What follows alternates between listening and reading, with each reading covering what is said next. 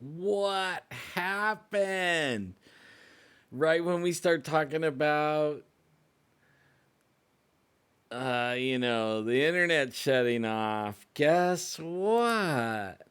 My internet shut off. Like, what in the world? Can you believe that? It shut off. And you know what? I don't know what's wrong with Livestream, but it's saying I'm not connected yet. Like, what in the world? How? Oh man, what do they call it? There's no coincidences. Oh, come on.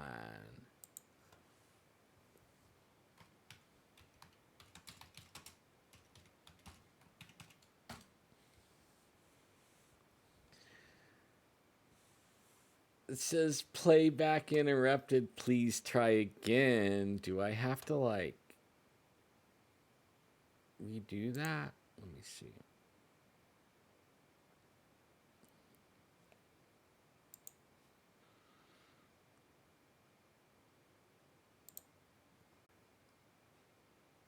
It did it again. Oh yeah. Oh yeah. Something's up. What's up, man? That is weird. Okay, that's weird. Okay, that's weird. You guys can hear me and see me though?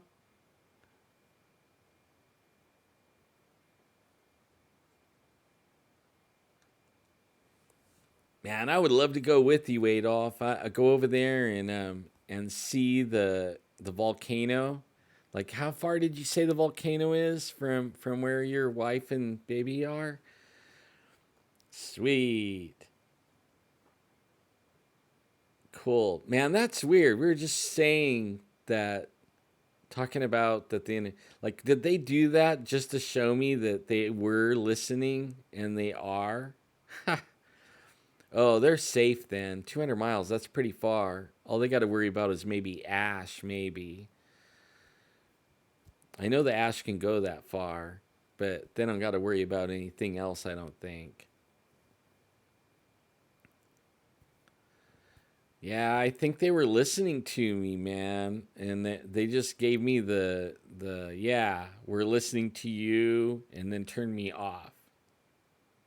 Jeez.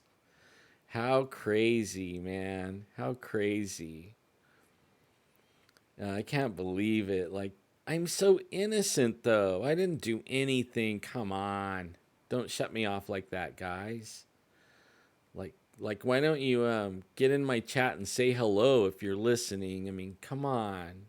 Hang out with us. Don't shut us off.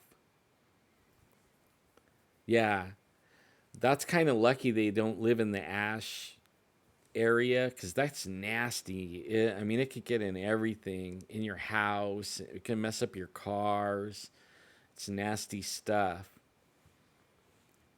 When Mount St. Helens blew up, I was living in Oregon, and what's weird is I was living like southern Oregon, and Mount St. Helens is southern Washington. So there's like a whole state between it. Actually, two states really. Like, no, a whole state between us, and we got like 5 inches of ash overnight in where I was living at, and it got all over the cars. It was messed up. Yeah, hi MIB, Men in Black guys. Don't shut me off. Come in and say hello. Introduce yourself, be a regular because we love you. We do. We love you guys. You guys are like supposed to be protecting us and stuff, not shutting us off. And don't shut me off because I said that. Come on. Yeah, so have I, and talking to some of them, and maybe but I'm not gonna stop. And those guys are my friends. I mean, Kaiser, the giant killer. I mean, come on, he's a good guy, and he didn't do anything either. He was just getting paid to do something. Maybe that's what they're getting paid to do too. I don't know. You guys are doing a great job. If you're getting paid to do that, you're doing a great job, all right? Kudos to you for doing a good job.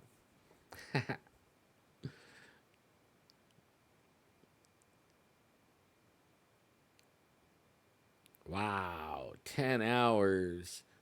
10 hours in those buses is a long ways, brother. That's a long ways over there in those buses. Unless you had those, like the really nice tour buses, but I have a feeling you're talking about the cramped, barely running, people all over the top of it and hanging off the back of it type bus. I mean, that's the kind I rode in Africa.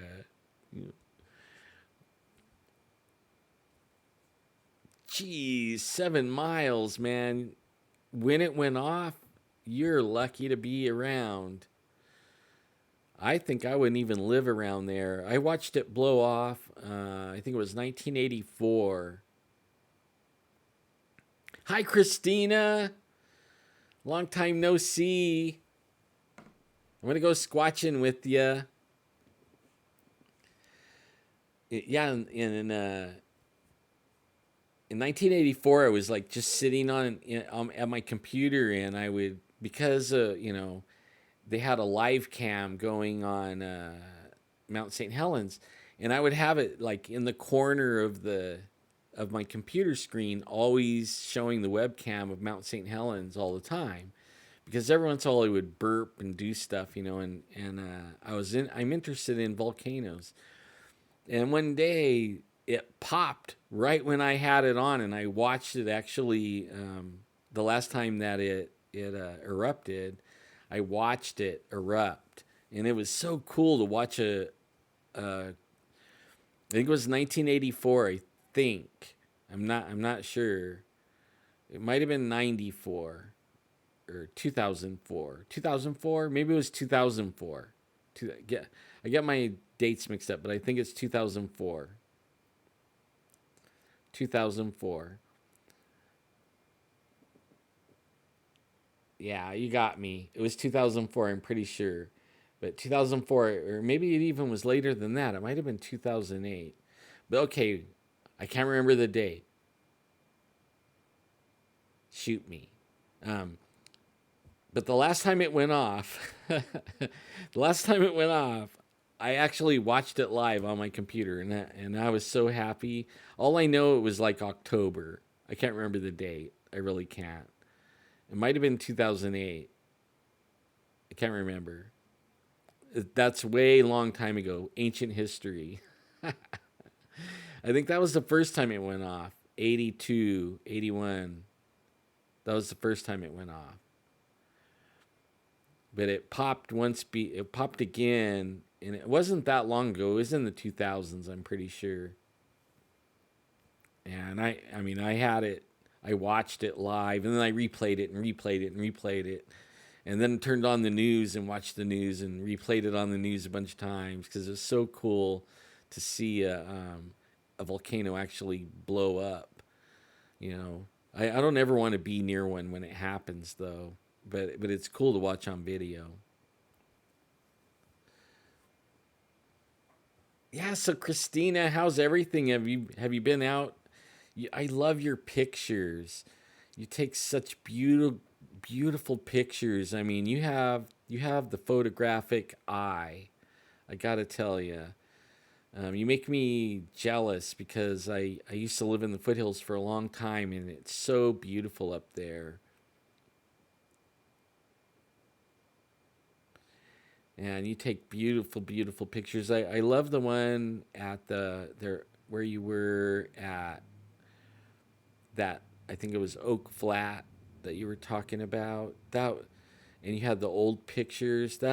Those are, I love those old kind of pictures like that. I have some of our family where when they lived over inside of Millerton before Millerton Lake, and they owned the trading post inside.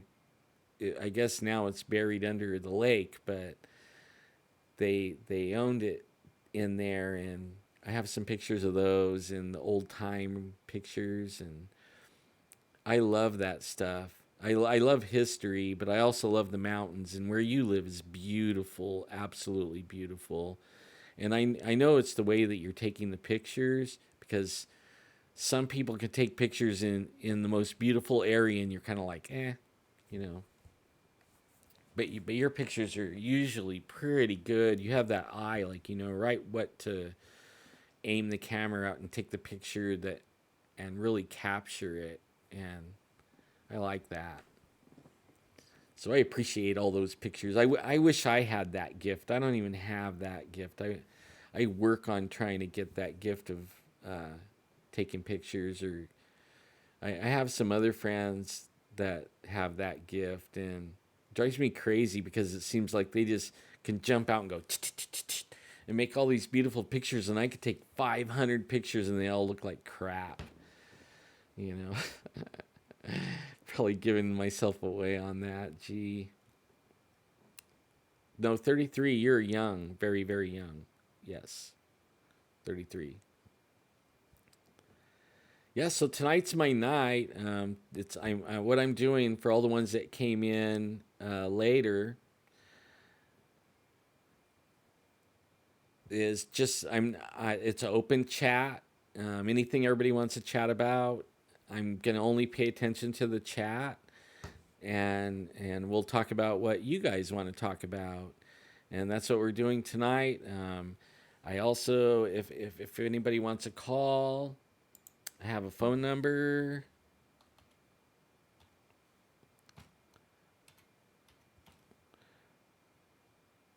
I think I'm getting it right. Oh, no, I'm not. I'm not a really good typist. I type like a chicken, you know, hunt and peck. But that's the phone number, and the phone is working. But if you don't want to call, that's fine. You could just mention it in the chat, and we'll just chat away, because I'm enjoying the heck out of it. I love you guys. This is so fun. What a way to spend a Friday night, huh?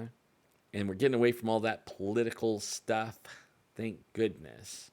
It was hurting my eyeballs. 58 years young. I only got like 2 more weeks at 58. And I'll be 59 on the 24th of this month. And man, I am feeling old. Tell ya.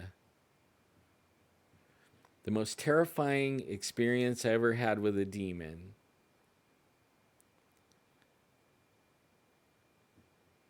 It was when I was just learning about demons, and I was hanging out with these guys that were teaching me how to pray and stuff like that. And they were the ones that actually signed me up to go to Africa. And one of them got a call that he was an apartment manager. And we went in. I guess the people moved out of the apartment. And when we went inside, we went in there and they wanted us to cleanse the apartment, right? And I didn't know anything about it, you know. They just told me, because I didn't know what I was doing. They just told me, just agree with us, okay? And just agree with us, everything. And never, ever go back on what we pray about. Just agree, you know. So I did. But then when we got in, there was pentagrams drawn on the ground and all this stuff. It was scary. Hello, you're on the air. Well, good evening to you, my brother from another mother, Alan Thomas. It's BZ. Hey, BZ, how are you? Doing great. I love your new show. I'm glad it's on. You got a great background. I say you got a great mic. You got a great pop shield. You got a great show. You're a great person. It doesn't come together any more than that. Well, man, it's back at you, too. I think yours is great also. I mean, I love your show. I've been listening in. So how are you? How are you for reals? Well, I can address that later to you. Okay. the cancer is still hanging around. Woohoo! Good times. Okay, But you guys, hey, I'm not. Okay, go ahead. I'm not here to talk politics. Okay. I want to ask you a question that I meant to ask you during the interview, but damn it, I forgot to. And my wife, after the interview was completed, my wife said, "Hey, you're talking to Alan Thomas, and he's in Fresno, right?" And I said, "Yeah, he's around in Fresno generally." And she says, "Ask him why there's so much paranormal activity and odd things going around in Fresno. What the heck is it with Fresno?" And all sorts of aspects about the paranormal. Ghosts, UFOs, Sasquatch, you name it, it seems like Fresno is where it's happening. So I have to ask you, what's up with Fresno? I wish I knew, but I'm glad it is, because, I have no idea. I have a feeling it's everywhere. Just only you have to be looking for it. You know what I mean? Like I have some friends in Sacramento, same thing. I mean, everything's all over the place, except for they don't have Bigfoots running around down there. But I have a feeling you guys do. Like I want to go up in your area and head towards the Merced River. And oh no, you're more further up Sacramento way, huh? There's some. Well, my wife has a house in Sacramento down in Ghetto Central, but my cabin is actually off of Interstate 80. You know where Blue Canyon is? Oh yeah. Okay, that's about 5,000 feet. Yeah. I'm down from Blue Canyon, just past the Gold Run Winkle Chamber stop for everybody. I'm about 4,000 feet off of Interstate 80, so I'm actually in the snow line. But where I am, I'm about 2 miles from the freeway and about 2 miles from the original Central Pacific Railroad tracks. I haven't noticed anything, but again, I haven't. Here's what you told me to do, and I needed to do it, and damn it, I haven't done it yet, is I really do need to hang a sack of, well, first I thought it was a sack of oranges, but then you said, no, sack of apples. And over a period of time, find out if they've been taken down, ripped off, liberated in the name of the Sasquatch, etc. And I haven't done that yet. Darn it. Yeah, man. Hang them up there where, the bears and everything else, the deer and all that can't get it. Right, where something that's 8 feet tall can reach up and go, "Hey, thank you very much, BZ. This is great. I need another sack." Yeah, and you know what they do is, like, what you want to do, though, is you want to take an apple out, cut like a slit in the bag. Okay. And then take an apple out and then hold the apple up and show it like show and tell. And then take a bite. And then show the apple like you took a bite and chew that bite up and swallow it and then throw the apple. And then hang the bag up. Because they're watching you. If they're around there, they are watching you. Okay? I mean, they're always around. If they're around, they'll see you take the bite. They'll know that they could eat the apple because you ate the apples. And if you don't mess around with the bag anymore, they know the bag of apples is safe because you ate out of it. And then when you hang it up there, they'll come along and they'll use their fingers. They don't know how to open a bag of apples like we open a bag of apples, right? But they know, they saw you take that apple out of that slit that you made. And then they'll go over there and they'll fumble around. And then pretty soon they'll put their fingers in there and they will pull that slit apart. And the bag will leave the fingerprints. It'll put their fingerprints, when it stretches over their finger, it leaves fingerprints. And you also have touch DNA. I know you guys have had, and I, if I'm not mistaken, you're not directly in Fresno, but Fresno has had its share of UFOs. Is that correct? That's correct. And okay, I think and still, we haven't had like a lot big, like a flap, but only people are still seeing them. Okay, and then you had, if my recollection serves, you had something going on with a tunnel or a military base, something to do with the military around in there as well? Yeah, all around too. It's real amazing, like in the valley and in the mountains around Fresno. Yeah. Okay, now in Fresno itself, surrounding, yes, I understand. Have there been any Sasquatch sightings in or near to Fresno? Yes. Like Really? 5 minutes from my house. And, Holy crap. and they were, this is a recent thing too. There's a guy that he has goats and sheep, and what he does is he hires them out to go, takes them to people's property, and then Oh, right, like lawnmowers. yeah, exactly. And he hired them out about a mile out of town. Okay, not I mean a mile out of town in the country, and I mean it's only like 5 minutes from my house. And then the sheep, and what was weird is it had a 6-foot chain link fence all the way around the property. Okay. And they started losing sheep, and he said he had like 20 something sheep in this chained off area, chain link fence area. And then one day he went out there, and that was the day he called us. There was a sheep out there that had been ripped open. Oh crap. The belly had been ripped open.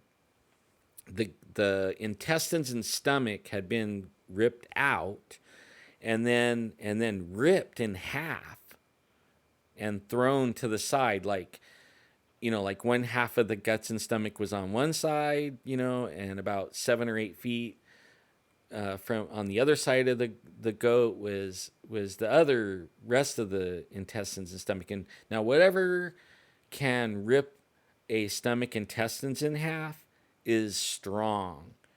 Yeah. I mean, you just don't rip a stomach in half. You know what I mean? Like that's superhuman almost. I mean, there's hardly no way to do that.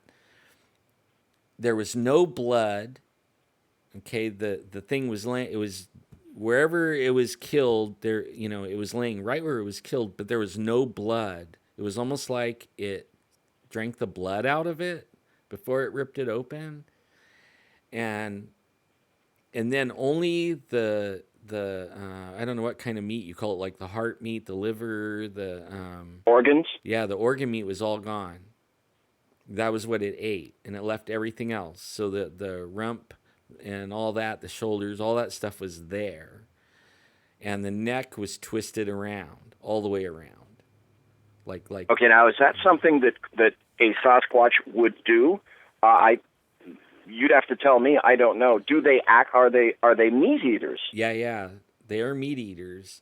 That like we're getting another like 20 minutes from my house. We're getting reports of them. Now it's feral pigs or wild pigs, whatever you want to call it. I think they're feral, but it went, meaning wild. A long time ago, people's pigs got loose, and then ran around, and then people let them loose so that they could hunt them, and they became feral, and then they actually turn into wild pigs. It's kind of weird. I mean, they look wild too, but some of them have the colors of still domestic colors. Only there's reports of them running off with a 150-pound pig under their arm, carrying it like a football. Oh crap! and running away, like with this pig under its arm like a football, and that's just only like 20 minutes from my house, and I don't think we're a special area for this. I really don't. I think they're so elusive, and I call them forest ninjas. I think they are just so adept at getting away, not leaving tracks and not letting people see them. I mean, they've been at it for a long, hundreds of years. But only I think they've actually been running around the areas doing these things, and they only take enough from farmers or whatever to where you say, oh, it was a coyote or this or that, But we know, like, there wasn't a mountain lion 1 mile from town that took, 14 goats and sheep. And then we're looking the one that was ripped up with no blood. We're trying to figure out first, like, what is it that could go over a 6-foot chain link fence? Not a dog. Oh no. I mean, a dog may be able to do it one time, but it can't get back out with the goat. You know what I mean? Like if it has a goat, it's not going to be able to make it back out. It might be able to get in, but it ain't going to get out. Not with the goat. Not a 120-pound goat. And then, so we started looking around, and about a mile and a half more out of town, going east towards the foothills, there we found a wooded area, and we thought, man, this looks like a really good place to hide out in the day, and and nobody would look in there. You know what I mean? Like it's just a wild area, and it was only like about 2 acres, 3 acres, something like that. And we went in there and just thought we would look around, and because it's on a creek, a dried up creek that usually is seasonal, and we went in there and we found the goat. We found a goat, another 120-pound buck in there, ripped apart again, neck twisted all the way around, stinking to high heaven. That's actually how we found it. The smell was overpowering, and so it guided us to the goat, and then we found it laying there, and it was the same thing, ripped apart. The stomach was ripped up, no blood. I mean, it was laying where it was killed too. You could tell, there's a little bit of blood, but usually when something is killed, there's a lot of blood, a big puddle of blood, but there was no blood. And you could see how, it was just like ripped apart, like ripped open. No teeth marks, no knife marks. It just is a real interesting thing. And, yeah, and I would not be surprised at all. And I think if I went in your area and hung out for a little while and tracked around and looked at a map and looked at, seasonal creeks and river areas and areas that have food and water and maybe places where they could hide, I could probably find some over there too. Well, I wouldn't be surprised at that. I saw Amanda in chat said, I think they're omnivores, and I would have to agree with that because they're vegetarians as well. Yeah. Are they not? Yeah, well, they're like us.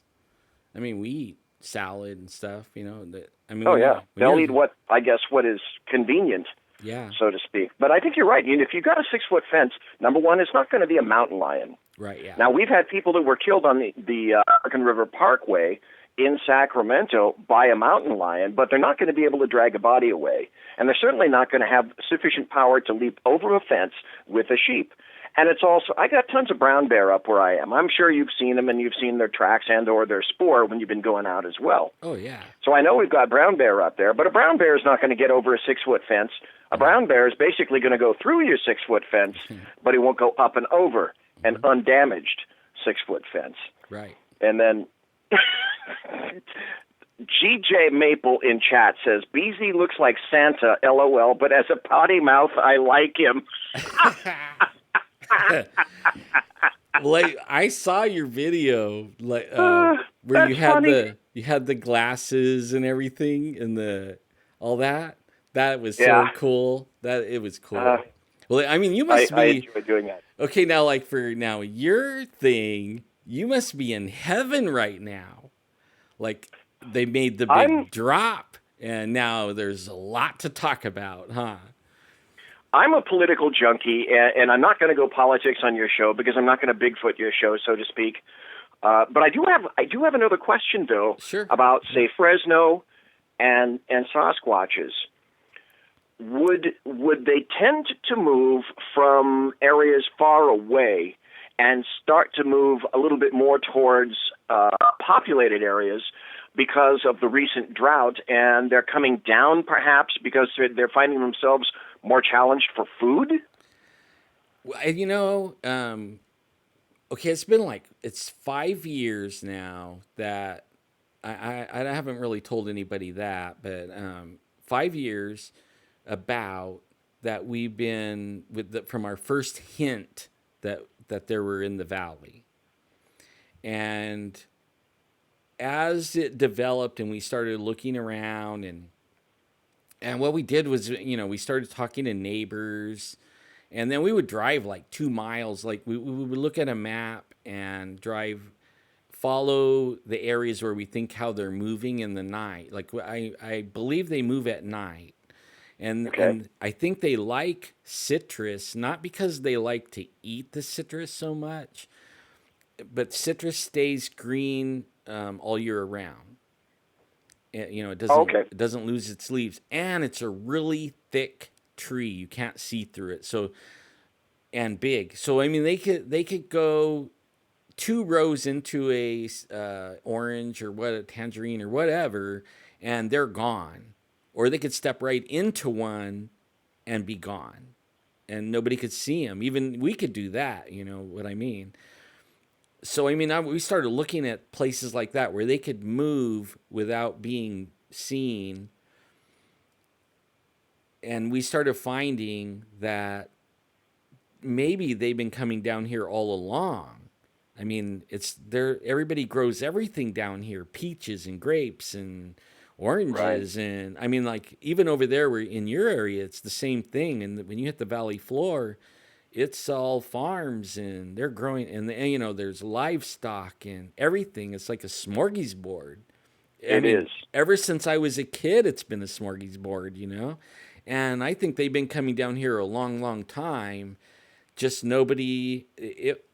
Like there was the ridicule factor. So most people, like back in the day, would not report it or tell anyone if they saw anything, and that still carries to today. Still, I mean, because of in the valley, there's a little bit of a ridicule factor. You're crazy. They're up in the mountains. They're not down here, but I think they really are down here and have been down here. And I think they use the green areas, the rivers, and orchards to their advantage. And I wouldn't even be a bit surprised if they weren't raiding garbage cans, on the outskirts of the town. Right. Yeah. Okay. Good point. Another smorgasbord. They could just like go down through there at 3 in the morning, 4 in the morning, and have their pick. And they're quick. So, if somebody's driving down the road, it's dark, they could probably just duck down and nobody will even see it.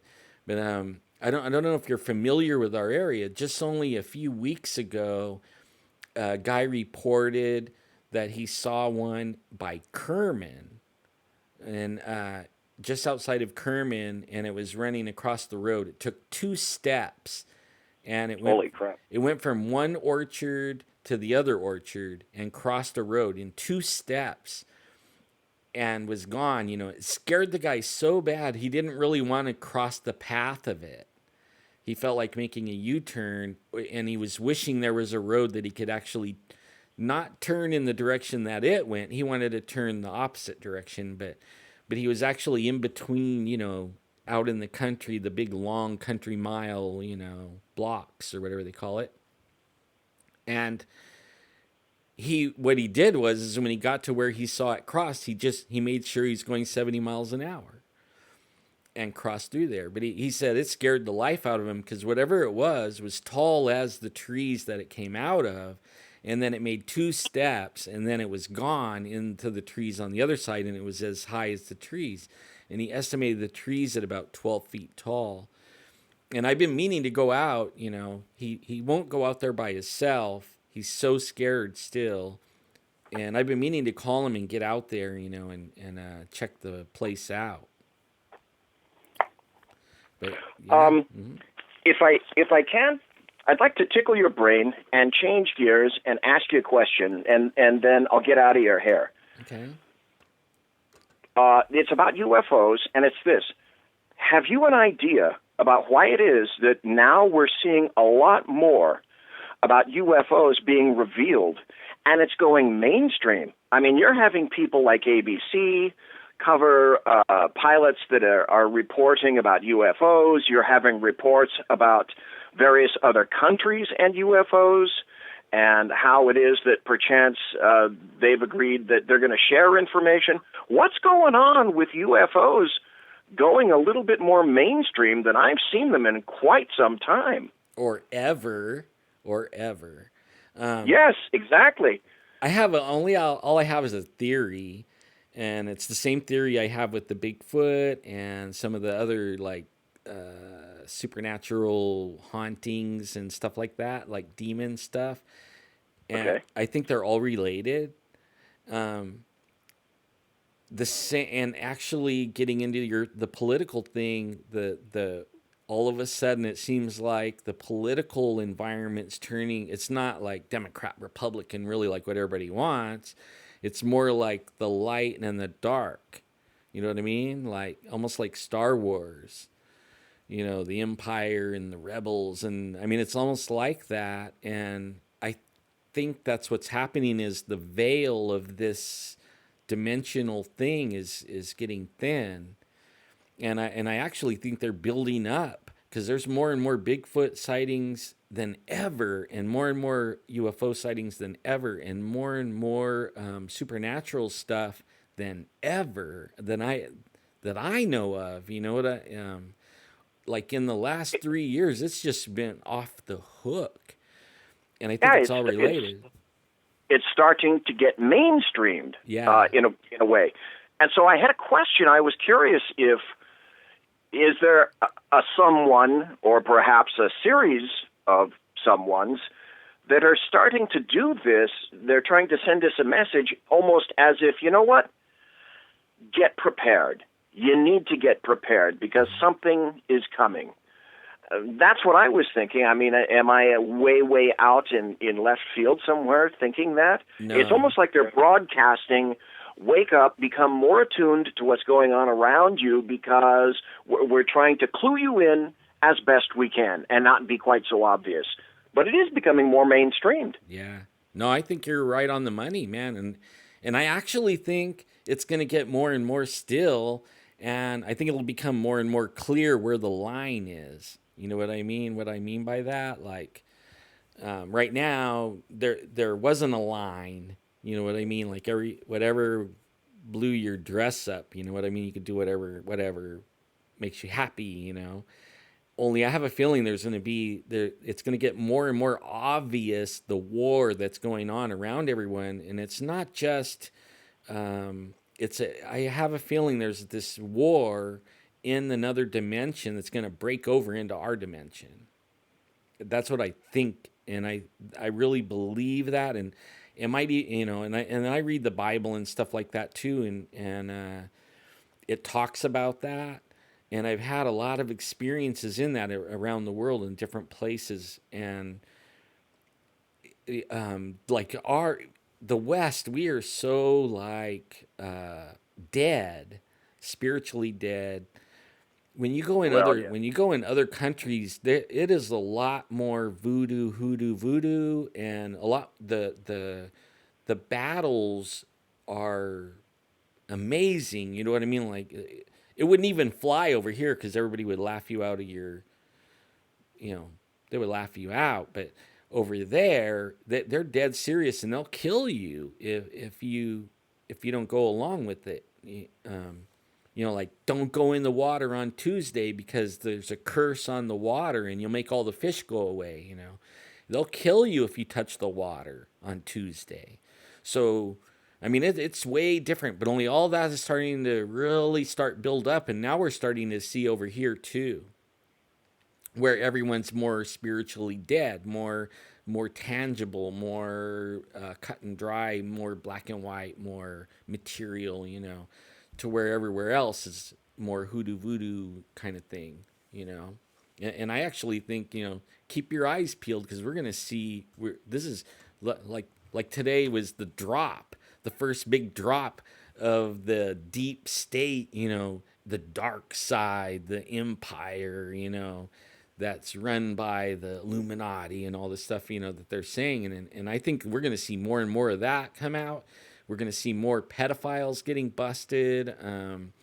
I think all that's going to come out. All that evil, satanistic, baby, blood drinking, yucky stuff. I think it's going to come out. Like some of my sources are telling me that we can't even handle all the truth of what's going to come out. If they told all of us, I think some people would be so freaked out they can't handle it. Really can't handle it. It's that bad and that deep. That's what I hear. Okay, so you're saying it's something as primal and as deep as black and white, light and darkness, good and evil. It really does get down to that fundamental an assertion. Right. And that's what I think. Yeah. I mean, like, I'm saved. I got saved. I believe in Jesus. I met him when I died. I met him before I died, really. I mean, he took away alcohol from me and everything. I get attacked by people straight up on the street now. And I used to never. What? Yeah, I mean, people come straight up, like, yelling and screaming at me, asking me, what's my credentials and what, I need to get away from there. And I don't even know what they're talking about. I mean, like, I have no clue. And then I start realizing I'm not really looking at a person. I'm looking at somebody that's possessed. And all I have to do is say one word and they run away screaming. And that has only started happening in the last couple of years. And it's really weird. But something's up. And well, yours is an absolutely astounding, amazing story. I thank you for coming on the show and explaining about all of that. And now I understand, and I would submit that some of that is occurring to you because, as you indicated, you're a sensitive. You are open and aware of that sort of thing going on, and perhaps people are seeing that and sensing that in you. I think so. I would believe so, anyways. I don't have any other idea. You know what I mean? Like I try and figure out I like putting puzzles together. I mean, that's why I got in paranormal. A lot of it is because what is it? Where did it come from? All those things. What, where, why, when? All that thing. And so I'm always testing everything, and I'm coming to believe this is what it is, and I don't think aliens are aliens. I've for a while now I've thought that they're not aliens. They've been here for a long time, and they're on the dark side, and maybe Star Wars isn't really so far out. You know what I mean? Like, it might be there's a lot of truth in some of this stuff that we've been watching on the, even like way back. Like, remember the movie It's a Cookbook? I think it was. Oh, the Twilight Zone episode. Yeah. Yeah. Called To Serve Man. That's right. Yeah, that's it. And I think they've been telling us, about it, what they tell us, they have to tell us. I mean, there's some kind of unwritten law that they have to tell you what's going on. But only they're not telling us straight up. They're telling us in movies and stuff, and we're taking it as it's not real, But really it is. Especially when we start seeing that, when we start finding out that they're, spirit cooking and doing all this stuff, and it runs all the way to the highest parts of our government. I mean, that's going to be a real eye-opener if that really is what happens, And I think that's what's going to happen, tell you the truth. I might sound totally crazy, but, just keep your eyes open. I'm going to get out of your hair, but I'm going to make one final statement, and I know you can't say it, but I'm going to say it for you. I've met you before. I'd like to meet you again, have lunch maybe next week or something like that. But I'll say kind of what I think you can't say or can't be said, but I think that everybody that's in chat and everybody that's listening to you and following you, I'll say it for you. People follow you and people listen to you because they have an innate sense of the kind of individual that you are. You have a very important story to tell, and you have a very engaging way of telling your story. It's a story that a lot of people need to hear. People can sense inherently that you're a good man, and I mean that with a capital G and a capital M. And I'm going to say something again that I think that you can't say is, in my opinion, Jeffrey Gonzalez is plastic, and you're a real individual, and people see that in you, and people sense it. Jeff has his own path. That's well and fine. He's going to go and do whatever he has to do, and I'm sure that it didn't feel real good that one day at the very last second. But I want to tell you, people like you, and people love you, and they will follow you and listen to you because they see the kind of person that you are. You are genuine. You are not fake. You are not Naugahyde. You're a real individual, and I think that is what attracts and draws people to you. So I'm just going to blow up your skirts there a little bit, and I'm going to tell you a little bit of truth about Jeffrey, because I think people may not say it, but I think they know it. And I see you laughing, and I can say it, and you can't. That's fine. Absolutely. I get it. People understand the background and whatnot. But, folks, you need to keep listening to Alan. He's a great guy. He's got great stories to tell. And all I can say is, God bless you, brother. You would do a great job, and you do a necessary job. You do a needed job. Well, God bless you, man. I don't even know what to say. That you're so humbling to me, man. I love you, brother. That's about all I could say. You have me speechless, Thank you so much. I don't think that I'm saying anything that anybody that's on chat or listening right now to you isn't already thinking or saying. You know what, I feel what you're saying. I feel that too, almost like I don't know, a calling. I don't know if anybody ever. You have a purpose. Yes, I will tell you that you may not have known what it was, but I'm sure that you acknowledge, you readily acknowledge, and you know when you understand fundamentally what your purpose is. That's another aspect of you being blessed.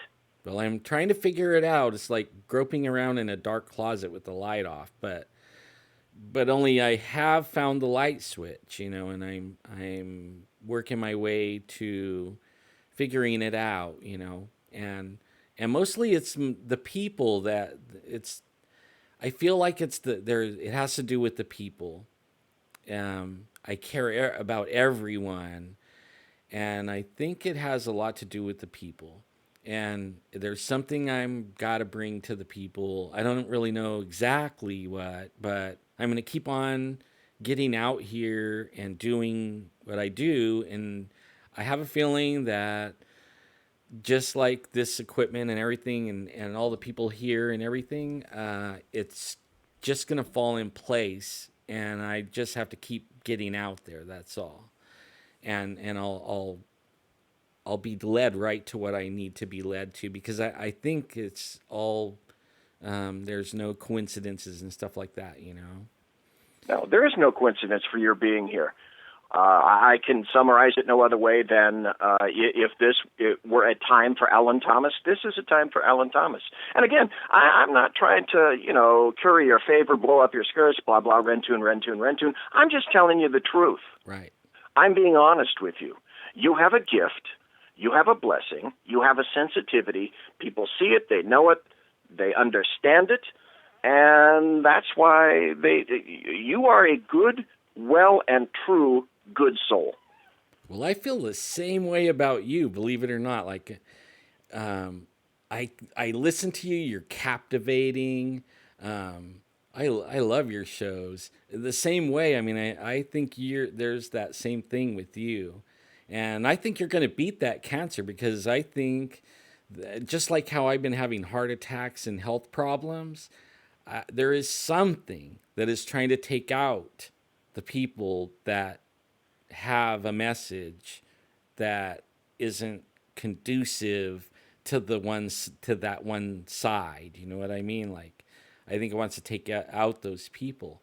And I have a feeling you're one of those. And all of a sudden, bam, but it's not going to beat you, man. I got my prayer warriors and everything praying for you, and we're going to beat that. Just like I'm still sitting here, we're going to beat it. We're going to beat this thing, and we're going to keep on bringing the message, whatever it may be, and keep on keeping on, and they ain't going to win. Well, I thank you very much, sir.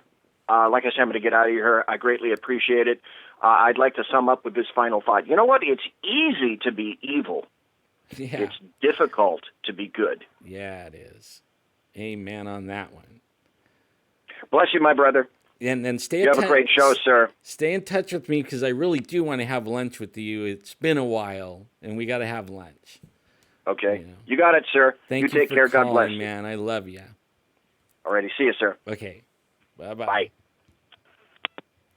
Man, BZ, he is one good guy, man. If you guys, I'll have to put a link on this video so that you guys could check out his show because he has one of the best shows, and he does his homework, and he knows what he's talking about, and he lays it out there in the truth. And I think that's what really the enemy doesn't like is us telling the truth, And thank you so much, BZ. Man, you have me almost speechless. I don't even know what to say at all. I love you, man. Just really good stuff. And now I can look at... I was trying to give him eye contact because I don't know if he was looking at a camera or not, or a video. So sorry about that. I got away from the chat. And I'll get back over here and see what's going on. Yeah, BZ's Berserk Bobcat Saloon. In fact, if you're in the chat, BZ, put your link, because I'm going to copy the chat because it doesn't hold the chat for some reason. Put it in there, and I'm going to put that in the comments. And people later that come and watch the show later on, they can read the chat while listening or looking, and they can see where, what they can kind of get a gist of what was going on by reading the chat. The only problem I have with it is it only saves an hour of the chat. And so the last hour is what I'll have. And I know I've been at it for a little over 2 hours. I think it's a little over 2 hours because I actually got shut off in the middle there. As soon as we were talking about those guys, they shut us off, Kind of interesting, huh? Okay. Talk more about Bigfoot. What do you want to know about Bigfoot? That is, Bigfoot's a big topic. And I could start anywhere, and I could talk about Bigfoot. I've been at it for a long time with Bigfoot. So when you say be more specific on the question, and I can talk Bigfoot. I sure could. How to find one. The best way to find one is I think you can find one anywhere where you live. And even if you live in a big city, I don't think you have to drive very far to find one. All you have to do is find where they can hide in the daytime, and where they can run to the hills, or you have to find areas where they can run all the way to the hills to the mountains without being seen. So they could use canals, they could use old creeks, that only run certain times of the year, or even maybe certain times of the decade, but there's trees and cover. And you find those areas and start looking around, and you'll find them. I'm sure of it, because so far, everywhere we've gone looking in areas like that, we find things. We find evidence. The people in the Central Valley, they know, in Fresno, Clovis, Parlier, Reedley, they're right in the town, running up and down the town, inside the town, and they use the river, the Kings River, to get in there. The river runs right through the town. So if you have a river running right through your town, you have a Bigfoot highway right through the middle of your city. And they could be running around in there. I don't think they stay there in the day, but at night you might catch them in there hunting and fishing and running around or going after people's garbage cans, stuff like that.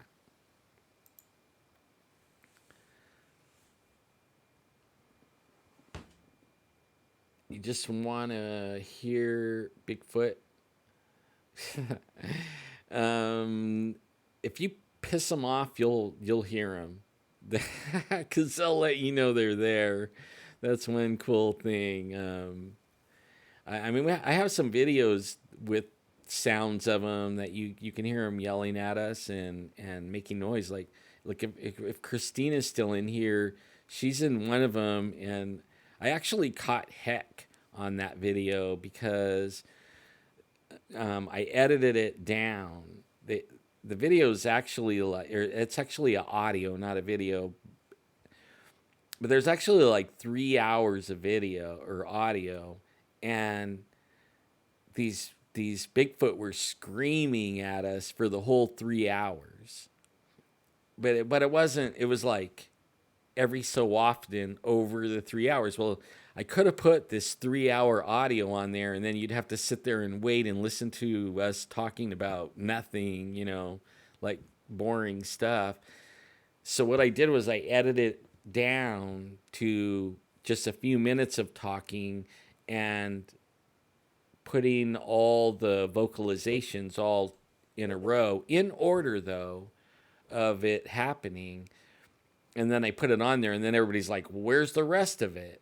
Like, nobody wants to hear the rest of it, really, really. And then they were, how come you're talking over them? Well, it was because they would vocalize, and you would hear us go, oh, there they go, and then we would shut up. But every time we're talking, that's when they would vocalize.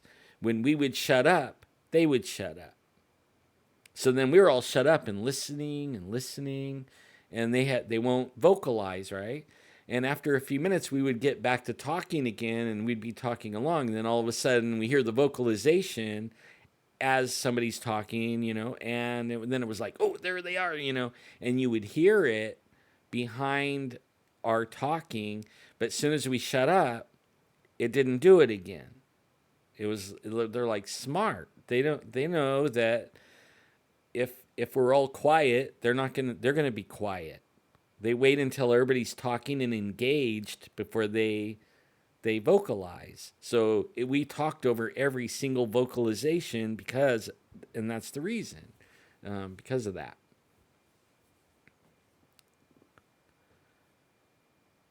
Okay, that sounds good, Adolf. Let's go out there. I'll bring my camera and everything. Go and maybe I'll call that guy up that lives in. He can meet us, and we'll go out and check out exactly where where that Bigfoot crossed the road in 2 steps too. Like we can meet him out there and check the area out, and then go move on to the other area that you're talking about. I actually have a friend that had you might know him. Remember when we were at we did that thing at the Crest Theater, and the Manny Amperano, he back in the 70s, he was a deputy, or actually I think he worked for the Kerman Police Department, and they shot him with a beam, and it burned him. It burned like half of him, and it burned like half his stomach right through the windshield and burned him.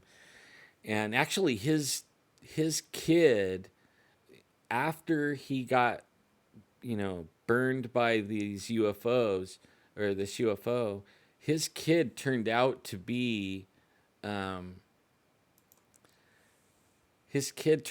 rocket scientist for reals, right? And now his grandkid, the son of his son, he's like this little genius. Like the last time I met him was 2012. So he was like 9 or something like that. And me and him were sitting there talking about string theory and quantum physics and stuff like that. And he was trying, the kid was trying to outsmart me, right? He was trying to, I guess that's what he does to everybody. He's so smart and he's only like 9 years old, but usually he can talk above everyone, because he's so smart. He never met anybody like me because I blew him away. I know all about string theory and quantum physics and all that stuff, And I actually put him in his place, and his grandma later, later on, and a couple of days later, his grandma was telling me, "Thank you so much." In fact, she said he thinks I'm a hero now. He looks up to me because I was the first one. Even his teachers at school couldn't talk to him, the right way, and I did. I actually outsmarted him and everything. I knew more than he did, but I read a lot of books. I mean, a lot of books to be able to know this, because I'm interested in all this stuff, right? I mean, by the time I was in the second grade, I read most of the quantum theory books, anything on sciences. I already read everything, even the encyclopedias by the second grade. So, I mean, I'm kind of like that kid, only now I'm older and even more wiser and even have more information in my brain than he did. But it was interesting that was it his grandpa being shot by a UFO that changed his DNA a little bit, that caused his son to be brilliant and become a rocket scientist, and then his son, the grandson, to become a prodigy like that, like a brilliant, I mean, like a prodigy, I mean, like the kid is doing calculus and stuff like that at 9 years old. So, I mean, like, is that, did that UFO encounter cause that? Like, I wonder about you, Adolf. Like, Adolf has a baby now. Is your baby going to turn out to be some kind of prodigy? You know what I mean? Like, are they going to pick up an instrument and become like this, you know, world famous classical pianist or violinist or whatever? Or is she going to go into the sciences and be brilliant and, be a rocket scientist or a nuclear physicist or something like that from your contact with the aliens? I wonder about like that, things like that. Like after you've been abducted, I mean, you had more contact. Well, I'm not sure. I mean, I know they can take you and put you back and you didn't even know you were gone, type thing. But I wonder about things like that, like the offspring of the people. Yeah, plug your show. Plug your show. Yeah. I actually loved that show. I need to go back and listen to it. I didn't do that yet, and I'm going to do that because that was the most fun I ever had in a long time. I got to tell you that, BZ. That was the most fun I had in a long time. And I tell you,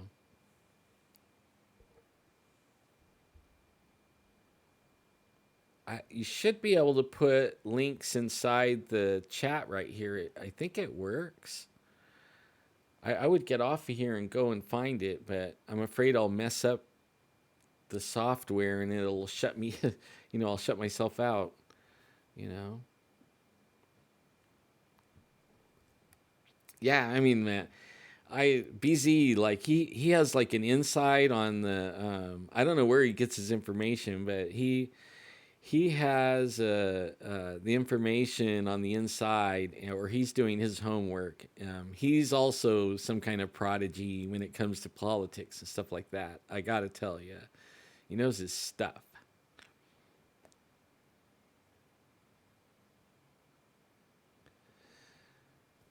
See, that's what I was thinking, Adolf. that makes me wonder. I can't wait to see how she grows up and stuff like that. Like if she becomes a voracious reader, like just gobbling up information, feeding that brain, like I have a feeling though. I have a feeling, man. I really do that you got a little prodigy on your hands, and the aliens did that for you. Like gave you this little gift. Only the but the good thing is you get to be like she's a clay pot or a mold or whatever you want. You get to program it. So program it the right way. You know what I mean? Like because I have a feeling she's going to be really something. You might even be able to retire on this little kid. She might come out and make billions of dollars as some kind of rocket scientist thing, and you never know. But that's an interesting thing that I've talked to a lot of people that have done the alien thing, and usually that's the case. What we're talking about. See, that is so smart, man. You got her listening to classical music already. That is smart. Because I have a feeling she's gonna. I don't know. Like I have this sense inside of me. Like you, I know you have it too, brother. But I have this sense inside of me that it is going to be in the music side. Like she's going to be Julian material. What's that college? The Julian or whatever they call it. Like she's going to be that. I have a feeling. I really do. I mean, I've been thinking that ever since I seen her picture that she's going to be a prodigy child with music. But I mean, I'm not going to say I'm not going to say that she can't be brilliant everywhere, though. You know what I mean? Like she might have many talents, but I have a feeling there's going to be a real musical talent there that's going to really trip you out. Nice, nice. Like I know this one. There's a girl I know that she studied at Julian and traveled all over the world, playing and everything. And now she wants to break into rock and roll.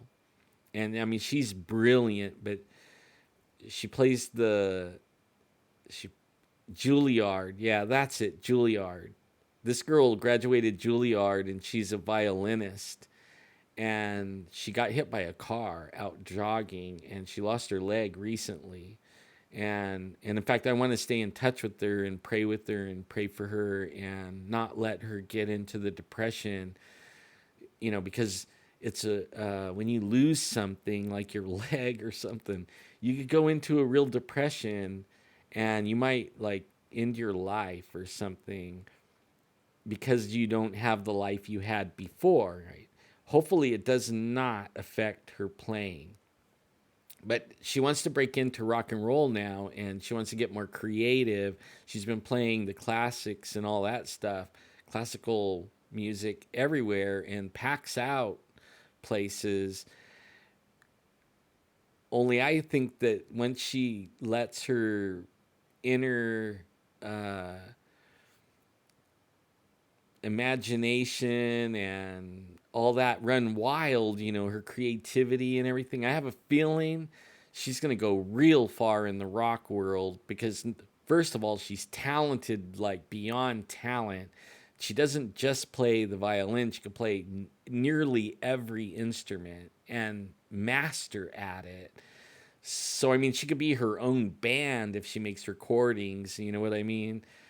But wait till the world hasn't seen her yet with all her creativity and letting loose and cutting loose. Oh my God, I can't wait to share that one. She's not ready yet. She's still healing from her leg, but I will keep everybody up on that one. I mean, amazing, amazing, amazing. Yeah, I agree. I agree. Like my mom, she's 70, she'll be 79 this month. but her eyes are going macular degeneration, so she can't see all that well. She could hear a pin drop 5 miles.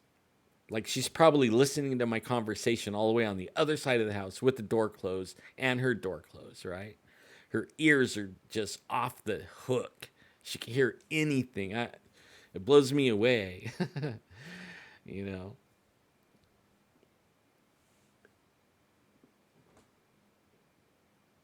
That's right, man. It is. It's gonna get wild in the next. In fact, BZ, I want to introduce you to. I have a friend. I can't remember if I introduced you to him or not, but I want to introduce you to him. Um, he's his name's Kaiser. He's the guy that shot the giant, the Kandahar giant in Afghanistan, and I want to introduce you to him because he has a message and he knows a lot of the inside of this stuff. And that's when in fact, I was talking about him earlier. Maybe I shouldn't even say anything because it shut my internet off when I started talking about him. It's live, Chris. We're live, buddy. Are you still in traffic in LA?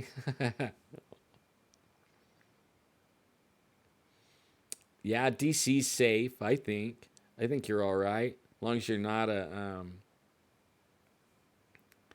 yeah. I want to introduce you to him because he's that's how I met him. He found me because he shot the Kandahar giant. He wanted to kind of release that because they didn't make him sign anything saying he couldn't talk about it. They just told him he couldn't talk about it.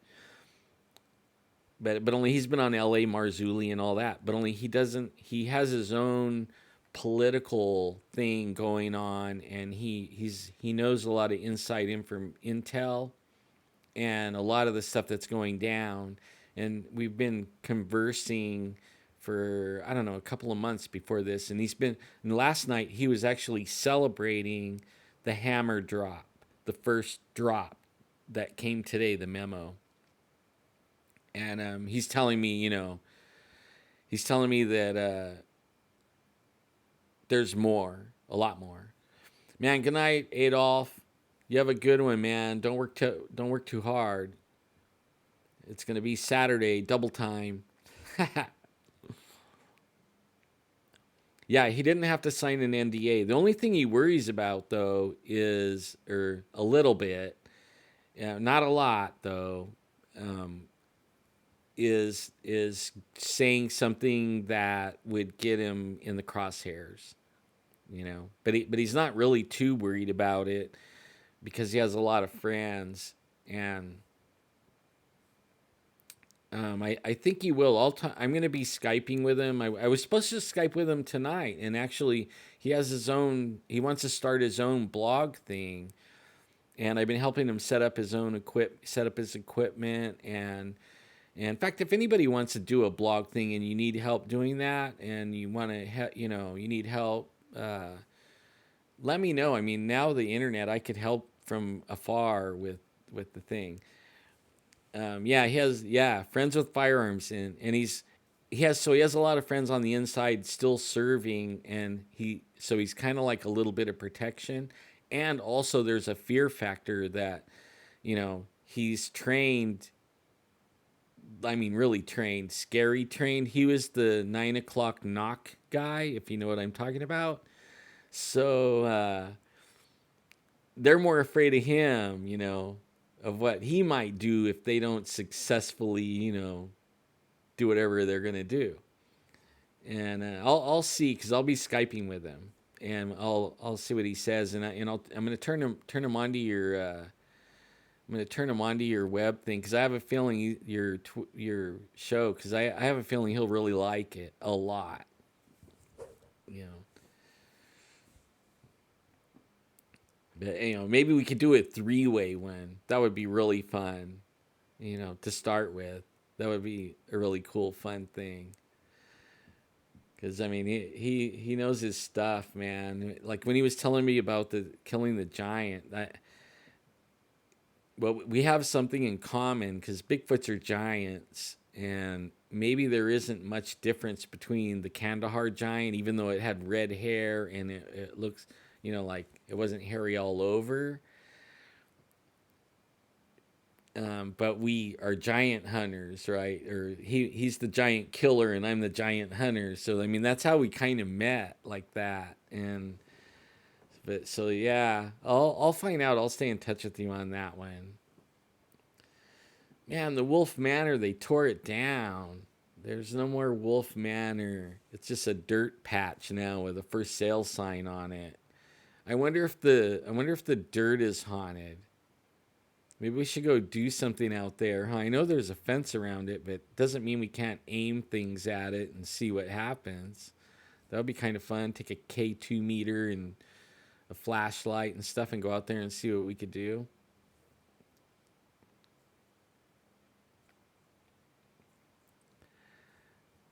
You know, um, you know what's weird about the Patty? The Patty one almost looked exactly like what I saw, but only a female version. And what I saw was exactly dark, dark black. But when the face, the way the hair goes around the face like that, and leaves like the skin right there, that's what I saw. In fact, right after I saw the Bigfoot that I saw, I when I got home and I opened up the door and I was carrying all my bags, they were actually doing a Bigfoot spot on the news, and there goes Patty walking across the street and turning and looking at the screen like that. I blew it, man. I threw all this stuff, and I'm yelling, "There he goes! There he goes! Oh my god!" I flipped my lid. All the people in my wife and kids and everybody, they're all looking at me like, "What happened to you?" And I was freaking out because there goes Bigfoot across my TV, and I just seen him, like a day and a half ago up there, in person, and I was all tripping still. Man, that tripped me out. Man, oh man.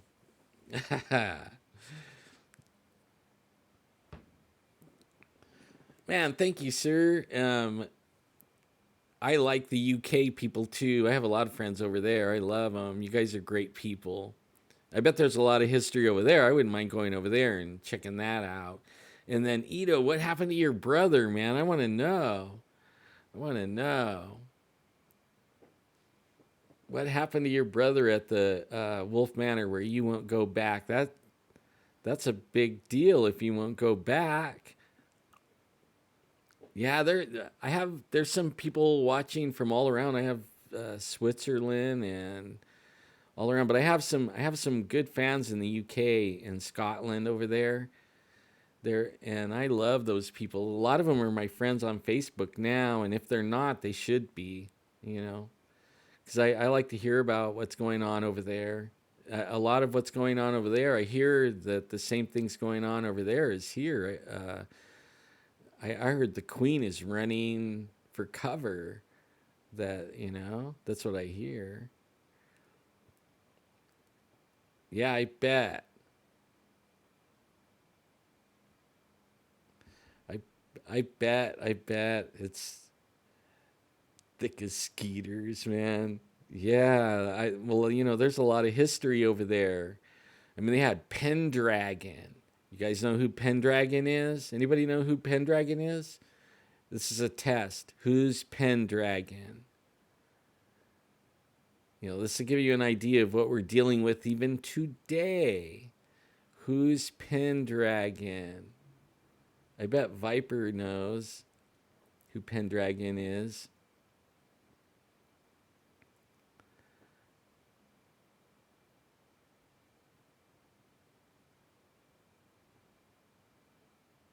Whoa.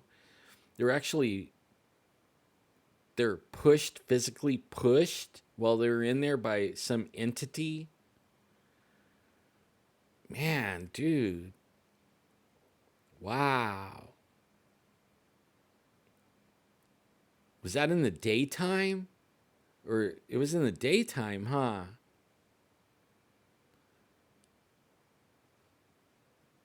Pendragon was the king, Arthur. Wow, during the day?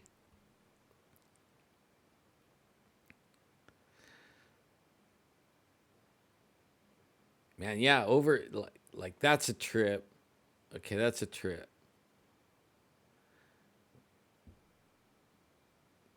Being, I would have ran out of there. I probably would have not got my job done if I was in a haunted house, a known haunted house, and supposedly working in there to clean it out, and something pushed me and I couldn't see what it was. I would have been running like a crazy maniac, and I wouldn't go back in either. Forget that.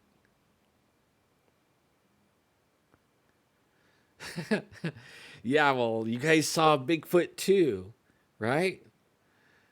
You guys saw Bigfoot, and then he gets pushed by a ghost or something in Wolfe Manor. I mean, you're running right along in the same kind of world I run in, it seems like. Dang.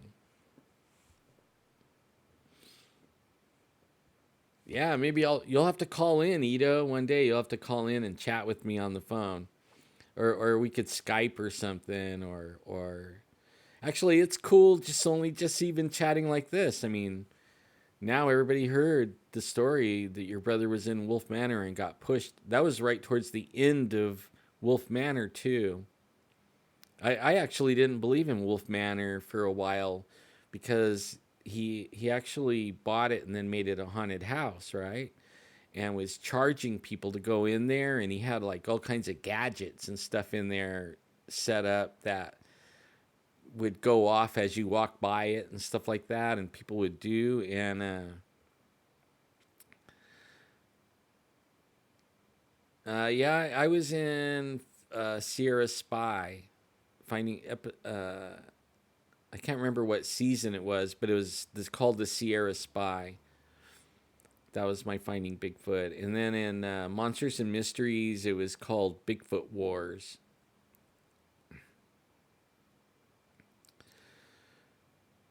Man, that's cool about the Wolfe Manor thing. I've only heard a few things of people saying they saw something like Jeffrey's boss went over there on the day they were knocking it down and asked if he could take pictures.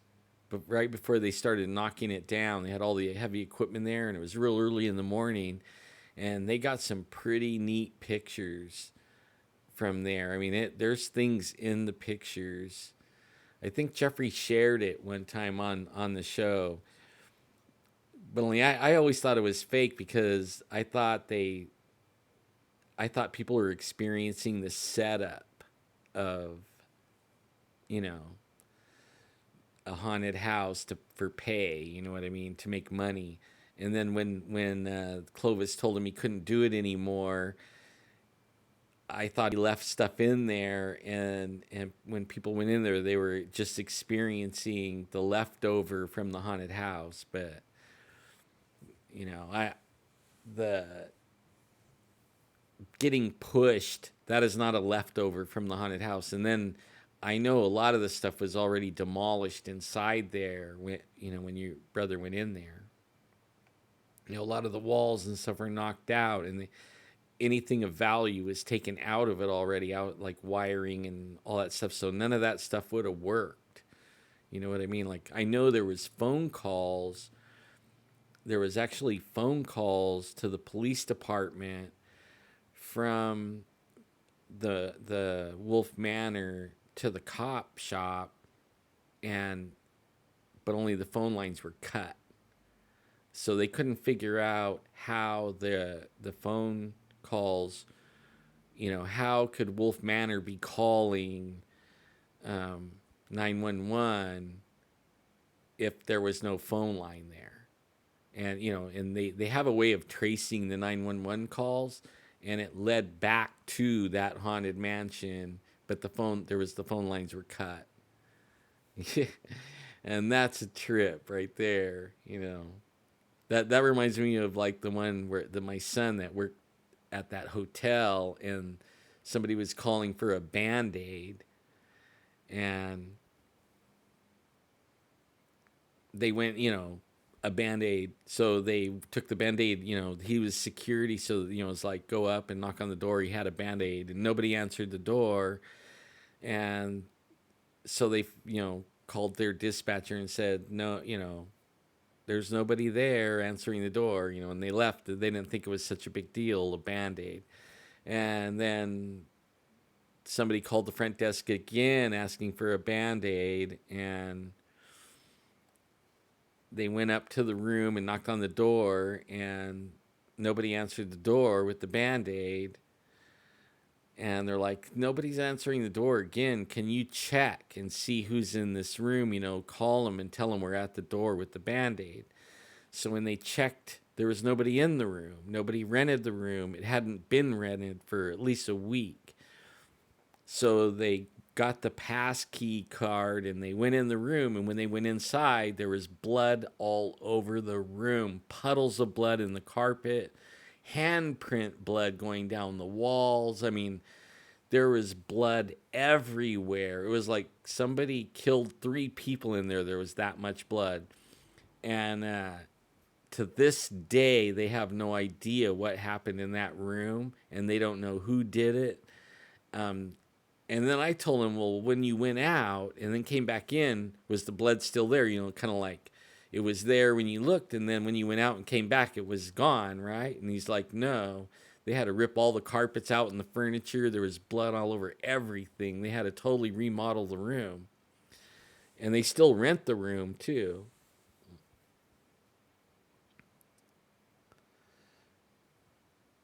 Yeah, Todd Standing. I heard Todd Standing's going to be in the area with Jeff, hanging out with Jeff. That's what Jeff said, hanging out. I think it has something to do with the Bigfoot at Avocado Lake, which is in the Central Valley, down on the valley floor.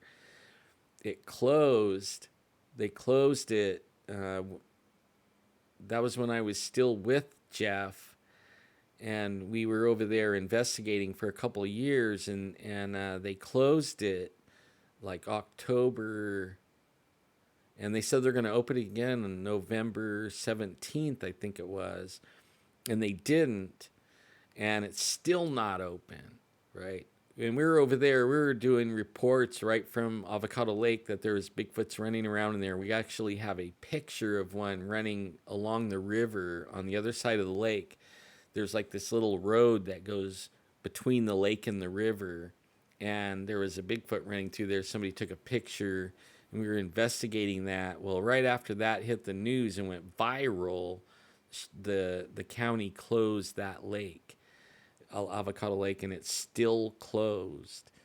And that's October, November, December, January, February. Like, it's been closed like 4 months now.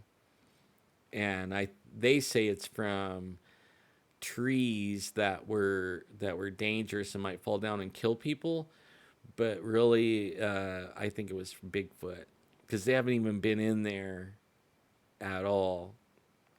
But I think that's why Todd Standing's coming into the lake. Let's go. I know Keith the farmer. We could go over there. I mean, he's Jeff's friend too, but he's my friend too. We could hop in his little 4-wheeler. He'll take us all over the place in there and show us stuff. He lives right across the street. I mean, he sees everything that goes on over there. And he's the one that had the 5 running around on his property, and maybe the military. I'm prone to think it was 2 military and 3 Bigfoot, and I think they were after his Bigfoots. That's what I think. But it's an interesting story. Sure. Let me know when, man. I'm really good now. I'm healthy now that I stopped putting that patch on. I'm good to go again. I was thought I was gonna die there. I mean, seriously, I thought I was gonna die for about 2 weeks, and I kind of dropped out of sight because I was scared and hurting, and man, it was scary. It's good to be back. It really is. That sounds fine. Next week sounds great. Even for BZ next week. I love it. I want to go out now. I'm alive. Let's go. I'm ready for an adventure every minute now, man. That's my bucket list. My bucket list is adventure every minute. And okay. Well, actually, I've been having my phone on. I just been. I don't. I can't hear. I found out. I'm kind of deaf and I don't hear it. So I got to figure out a way. I got to figure out a way to turn it higher or make it where I know when it's ringing. That's kind of a trip. I never thought that deafness would make it hard for me to hear my phone. Like even if it's in my back pocket, I don't hear it ringing. And now I know why everybody looks at me funny, because it's probably my phone ringing, and I'm not answering it, and everybody's like, what's wrong with you, weirdo? And I don't know why they're looking at me. Well, now I know. You know. I don't know. I don't know if I'll be at any conferences. I'm gonna try to if Mike Rugg at the Felton Museum does a fundraiser to raise money for his little museum in Santa Cruz or Felton, California. I might go up there and volunteer my time and tell everybody I'll be there and everything. But I don't get calls from people to go to any places and speak or anything because I'm not an expert. I didn't write a book. Somebody told me, write a book and then you're an expert and you'll be invited everywhere. Well, I thought about writing a book, and I started writing a book. I actually started writing one, and I got a few chapters in. Only I can't finish the book because I'm not done. I feel like I got to have an ending to the book, and there's no ending yet. You know what I mean? I'm still writing it, and like I'm still living it. I know that sounds weird, but I don't feel like I could finish the book until I'm finished, and I'm not done. So, and I didn't figure it all out, and I don't want to say, be talking up out my ass, and write stuff I don't know what I'm talking about, and then 2 years later be looking at my book going, "Sheesh, what an idiot, man! You really didn't know what you're talking about. You're talking about talking out your ass." Yeah. Well,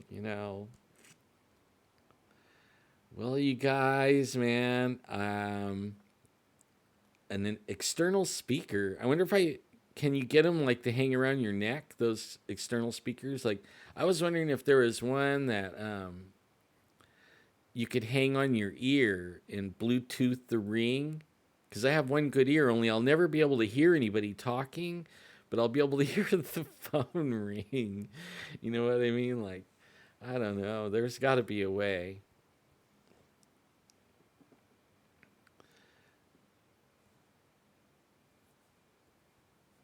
I thought they should. I mean, I know all the guys pretty much personally that go on all that thing, but I think there's like a clique. You know what I mean? I think you got to be in that clique to get invited to all those things. I've been to a few places and was a guest speaker.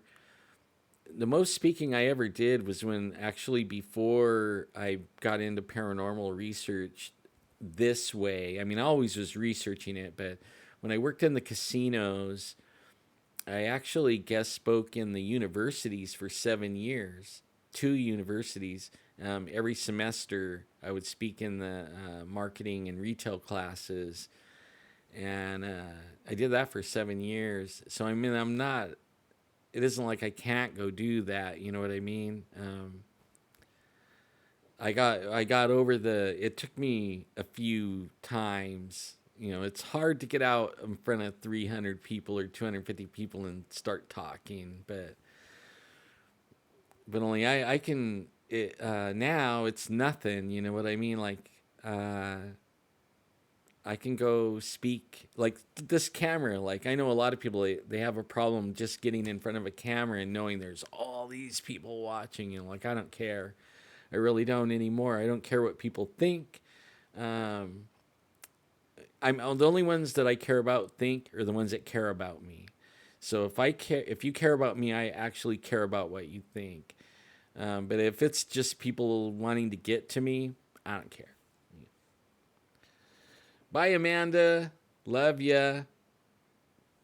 Actually, I gotta go too, and I gotta go. For reals, I gotta go. I drank a half a pot of coffee before I started this, and yeah, I gotta go. And I know that's probably not cool to say, but I do gotta go. You know.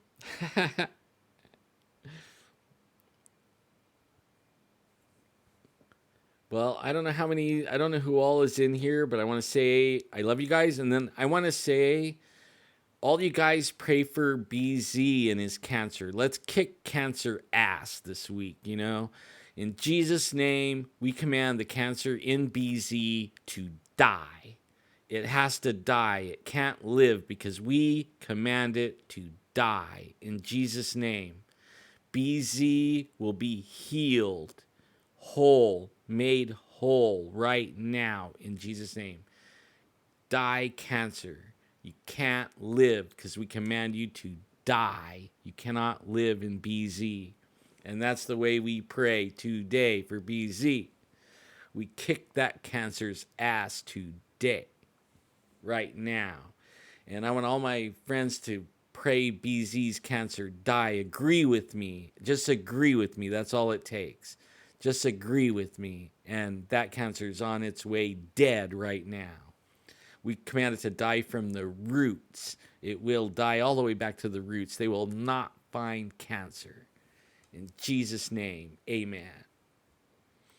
All right, you guys.